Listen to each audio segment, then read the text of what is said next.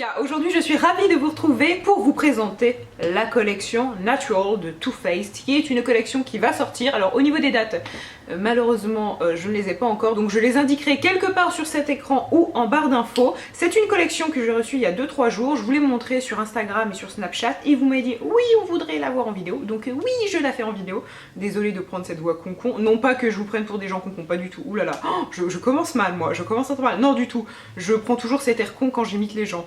Je dois être une connasse, c'est ça, non je rigole, je rigole. Faudrait aussi peut-être que je surveille un peu mon vocabulaire parce que je suis sûre que ça vous allez me le dire en barre d'infos, en commentaire. Mon dieu, j'ai un peu de mal. Alison, calme-toi. Donc je vais très vite fait vous présenter les produits, puis après je vais vous montrer comment j'ai réalisé ce look. Donc premièrement, la collection contient 2 palettes pour les yeux. Donc il y a une première palette qui se présente comme ceci, qui est composée uniquement de fards mat. Donc comme le nom de la collection l'indique, ce sont avant tout des teintes neutres, donc des marrons, des beiges. Ensuite la deuxième palette est composée principalement de fards irisés avec 3 fards mat en haut. Ce sont les fards pour redéfinir le creux et puis le fard beige pour unifier la paupière. Moi des deux je préfère celle-ci, mais ça de toute façon vous le verrez dans le tuto. Et la troisième palette est en fait une palette pour le visage qui contient un blush, des highlighters et 3 bronzers. Donc elle est vraiment pratique et fonctionnelle puisqu'il y a de quoi satisfaire toutes les carnations et surtout c'est typiquement le genre de palette que l'on peut prendre lorsqu'on s'en va en voyage. Ensuite dans la collection il y a donc des fonds de teint compact poudre, ils sentent le chocolat puisqu'ils sont à base de cacao. Et vous avez aussi dans la collection un fond de teint beaucoup plus lumineux, donc celui-ci je ne l'ai vraiment pas testé. Et finalement la collection comprenait une multitude de rouges à lèvres, donc des rouges à lèvres avec un fini brillant mais pour autant une couleur très présente, donc une bonne opacité et toujours bien sûr des teintes neutres. Si comme moi vous êtes plutôt pâle de peau, je pense qu'il va être un peu difficile de trouver la teinte qui vous plaît à 100% puisque étant donné que ce sont des teintes neutres, je trouve qu'elles vont plus facilement à des personnes qui ont une peau un peu plus bronzée, un teint un peu plus mat et dans ce cas là c'est ravissant sur vous. Bon je vous rassure quand même, on peut trouver une teinte qui nous va puisque ce que je porte est issu de la collection. Donc sur ces très bonnes paroles je vous laisse avec le tuto. Bon les gars, en fait cette vidéo est la pire de tous les temps parce que je viens de me renseigner pour ces petits produits. Donc un moment je pensais que c'était des bronzers parce que ça ressemble à un bronzer. Finalement derrière il est indiqué fond de teint mat longue tenue. Donc je me suis dit ok Alison tu es une gourde et ce sont des fonds de teint. Or si je regarde en fait la ligne en anglais plus haut, ils indiquent que ce sont des bronzers. Donc bref c'est un peu compliqué, hein. Too Faced les traductions, faites attention. Non je rigole mais pas trop en fait. En allant sur le site je me rends compte qu'effectivement ces produits sont vendus en tant que bronzer. Donc je vous présente toutes mes confuses et donc j'ai commencé par appliquer ce produit en tant que bronzer et je n'ai rien à lui reprocher puisqu'il se travaille bien, il s'estompe bien, le résultat est pigmenté et visible, ils ne sont pas trop non plus orangés ou avec un sous-ton un petit peu trop voyant qui va faire un petit côté terre, non pas du tout. Juste Too Faced, revoyez votre traduction puisqu'effectivement il y a marqué fond de teint mat longue tenue, mais non c'est un bronzer, bref. C'est pas très grave, je vous embrasse et je vous laisse avec la suite. Alors donc ce tuto va commencer par un gros fail puisque comme vous voyez j'ai un petit peu de bronzer appliqué sur la face. En fait j'étais toute contente de vous dire oh ils sont vraiment bien les bronzers, il y en a des très clairs et tout, ils sont chouettes. C'est un fond de teint. Bref, j'ai quand même appliqué ce fond de teint comme un bronzer et malgré tout ça va. Donc pour le reste du look, je vais essayer de moins me tromper et d'être moins misérable et pour ce faire, je vais utiliser cette palette. J'ai besoin un petit peu de réchauffer mon teint. Donc elle contient 2 highlighters, 3 bronzers et un blush qui est tout à fait magnifique. C'est une espèce de rose un petit peu irisé. Donc c'est ce que je vais appliquer pour l'été. Je pense que c'est une couleur tout à fait de saison. Alors extrêmement pigmenté, oui, je pense que vous le voyez aussi. Alors ce que j'aime beaucoup avec le blush, c'est qu'il se travaille très bien. De toute façon, d'une façon générale, j'aime les fards de Too Faced, que ce soit les bronzers, les blushs ou les highlighters, parce qu'ils sont pigmentés et se travaillent facilement. Ils tiennent très bien, donc absolument pas déçu. Très bien pour le blush. Ensuite, je vais appliquer un petit peu d'highlighter. La plupart du temps, moi j'applique l'highlighter du bout des doigts et je vais prendre, je pense, la couleur du dessous, celle-ci. Alors il est extrêmement doré, un petit peu sur l'arête du nez. Alors sachant que sur l'arête du nez j'ai un bouton, bon je sais pas si vous allez bien le voir mais moi je le vois de près.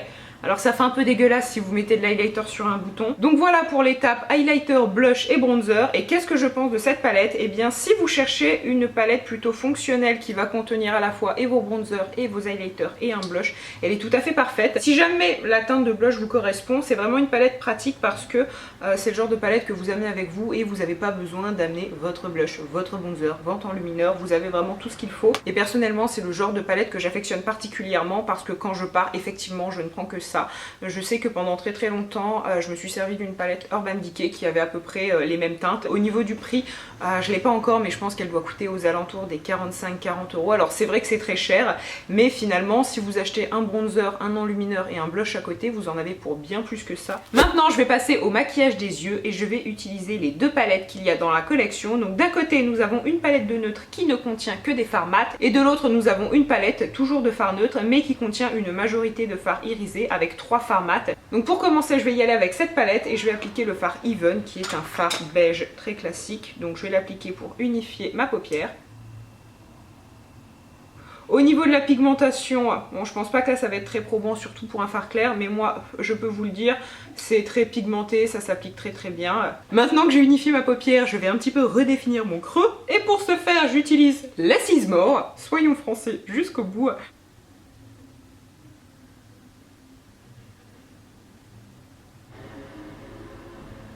Vraiment au niveau de la qualité des fards, je n'ai rien à redire, ils ne font pas trop de chute, ça applique très bien, ça estompe très bien, reste pigmenté. Maintenant que j'ai apporté un petit peu de définition à ma paupière, je vais appliquer ce fard-ci. Donc là je repasse à la première palette et c'est le fard Push Up, c'est une couleur marron irisé. En revanche, là ce que je tiens à préciser c'est que le fard semble faire un petit peu plus de chute. Je vais légèrement humidifier mon pinceau pour vraiment garder l'aspect pailleté du fard.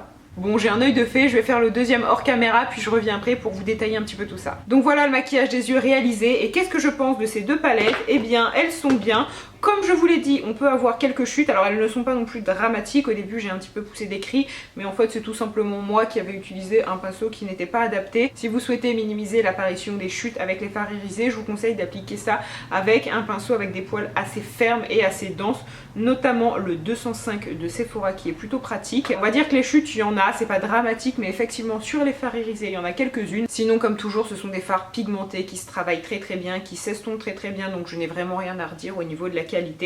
Après bien sûr c'est un choix personnel, à savoir si vous avez besoin encore d'une palette de neutre ou si vous pouvez vous en passer. Too Faced a sorti déjà énormément de palettes qui pouvaient ressembler à celle-ci, donc après c'est à vous de voir si vous avez envie de collectionner et si vous en avez réellement besoin. De mon côté, si je devais choisir une seule palette sur les deux, j'irais naturellement vers celle qui contient des fards irisés parce que tout simplement je trouve ça plus joli et surtout on a quand même 3 mats qui vont permettre de redéfinir le creux et d'avoir quelque chose de peut-être un petit peu plus sobre qu'un maquillage qui va être totalement irisé. Maintenant pour les derniers produits de la collection, je vais tester les rouges à lèvres. Alors ils ont sorti énormément de teintes et le seul petit bémol c'est que ce ne sont pas particulièrement des teintes qui me correspondent. Je pense que ce sont des teintes qui peuvent être magnifiques sur les filles qui ont une peau mate, mais sur quelqu'un qui a un teint relativement clair, il y a des teintes qui vont faire un peu dégueu parce que ça fait cadavre. Hier hors caméra pour voir une amie, j'ai testé une des teintes assez claires et non, on aurait dit que j'étais morte quoi, on aurait dit que je sortais de la mort, donc c'était pas terrible. En revanche, comme je viens de vous le dire, pour une fille qui a un teint allé, ça peut être magnifique, mais voilà, moi c'est pas du tout mon look signature.